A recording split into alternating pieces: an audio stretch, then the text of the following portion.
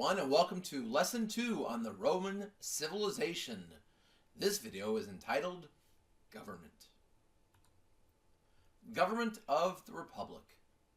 The Roman Republic was a unique system of government that lasted for 500 years. It led the Roman people from humble origins to conquest of the Mediterranean world. What were the principles of Roman government? The ancient historian Polybius said about the Roman Republic that it was impossible even for a native to pronounce with certainty whether the whole system was aristocratic, democratic, or monarchical. Rome's system combined all three forms of government. Strong leaders, wealthy aristocrats, and average citizens all had a role to play. Rome's constitution. Roman government was structured by a constitution. This is a system of rules by which a government is organized. Unlike the United States Constitution, the Roman Constitution was unwritten. It was based on tradition, custom, and a collection of laws. What was the separation of powers? The main idea in Rome's system of government was the separation of powers. Power was shared among different people with set roles. After overthrowing the last king, Romans did not want to be ruled by a single man. They built their new system of government to make sure no one person could become too powerful. For centuries, it worked. One way in which the Romans limited officials' power was by splitting offices between two or more men. The Romans did not elect one top leader. Instead, they elected two leaders called consuls. They held equal power. Each could veto the action of the other. To veto means to stop or cancel the action of a government official or body. In Latin, veto means I forbid. And we still use that word today in American politics. Our President of the United States and the Governor of Illinois both can veto laws. The Romans also limited an official by time in office to 1 year. Even a powerful official could not do much harm in that short time. How do checks and balances work? Power was also divided among the three branches of government. They were the assemblies, the Senate, and the magistrates, or elected officials who enforced the law. A government with three parts is called a tripartite government. Each branch had its own set of powers. One branch could check or stop another branch from misusing its power. No branch could hold total power, though the Senate was often the most powerful branch. The Roman rule of law. Another key principle was the rule of law. This means the law applied to everyone. Even elected officials could be tried for violating the law after their term of office was over. Who were the citizens of Rome? Free Roman men were citizens of the Roman Republic. If both his parents were Roman citizens, males could be Roman citizens at birth. Women and slaves were not citizens and had no direct role in government. The symbol of Roman citizenship was the toga, a garment that adult men wore wrapped around their bodies. Only citizens could wear togas.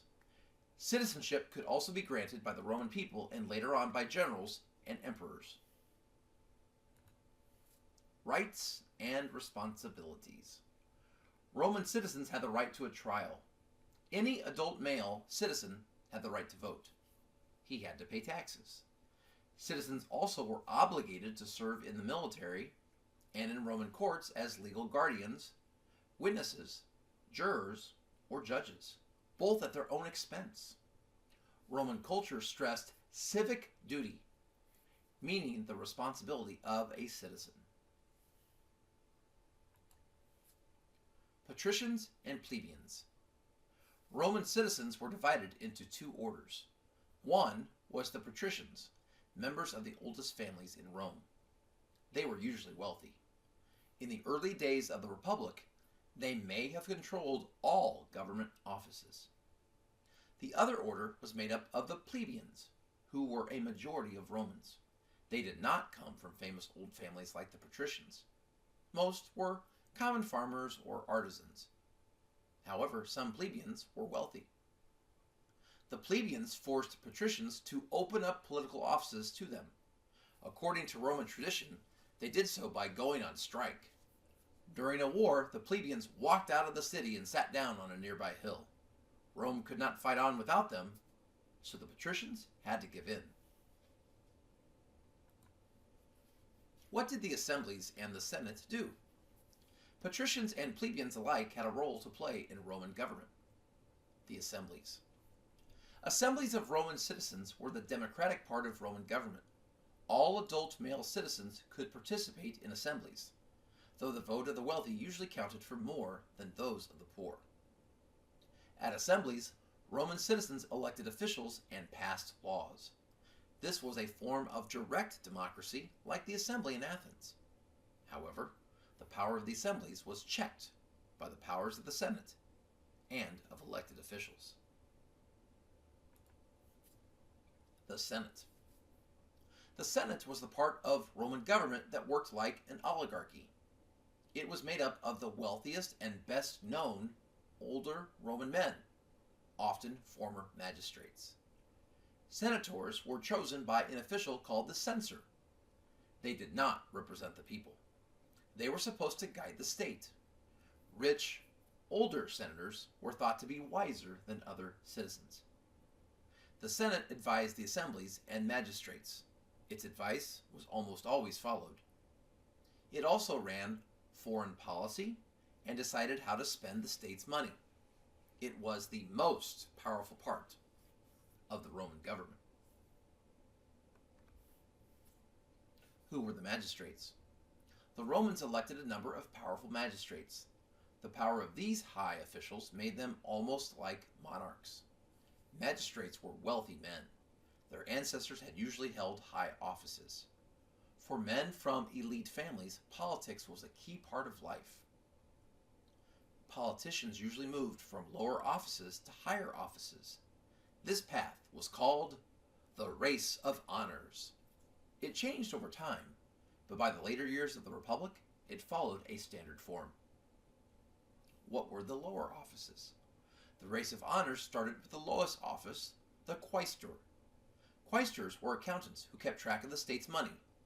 They also served as assistants to higher officials. If a citizen did well as a quaestor, he might seek election as an aedile.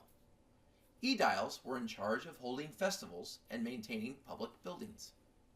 These lower offices were stepping stones to greater power. Tribunes of the plebes.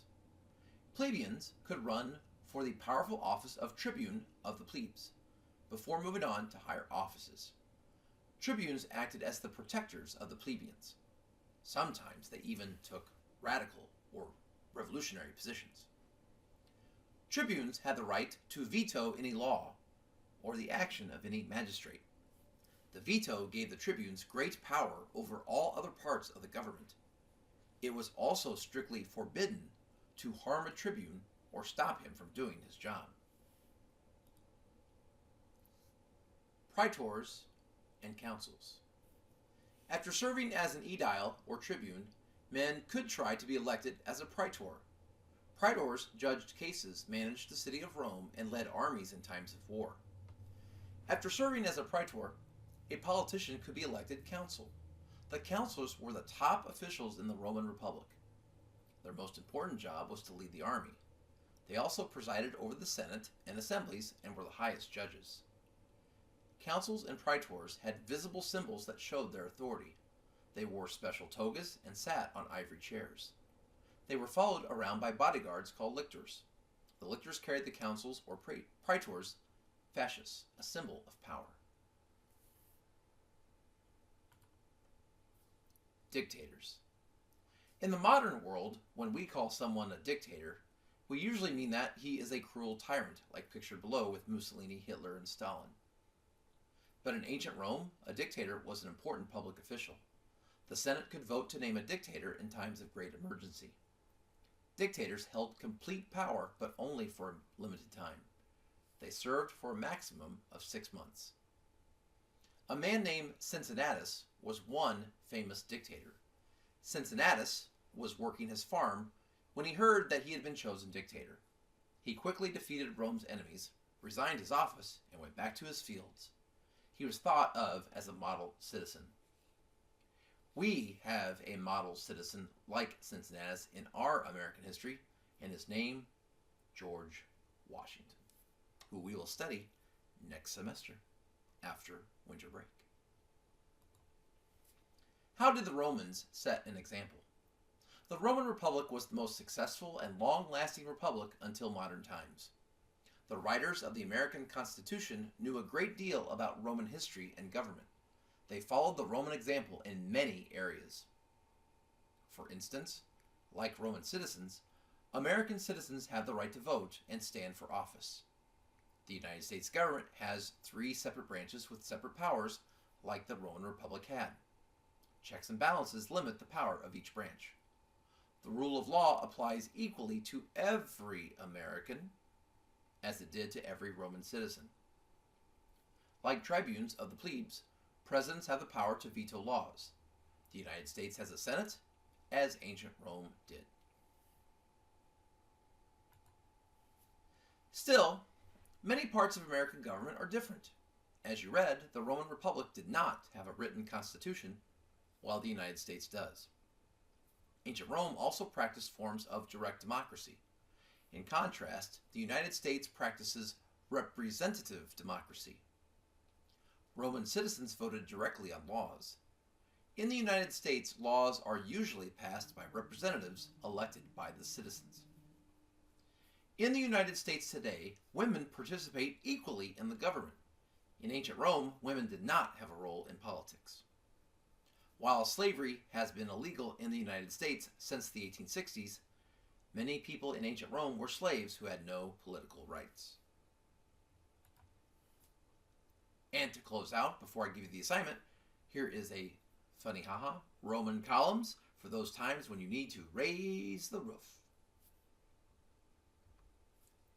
All right, today's lesson 2 class assignment.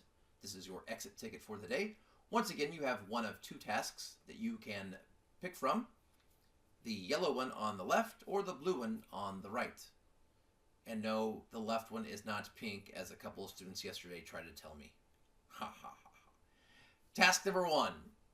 Email me a 5-sentence answer to this question. Do you think the President of the United States should be able to pardon himself or herself, and explain your answer to me?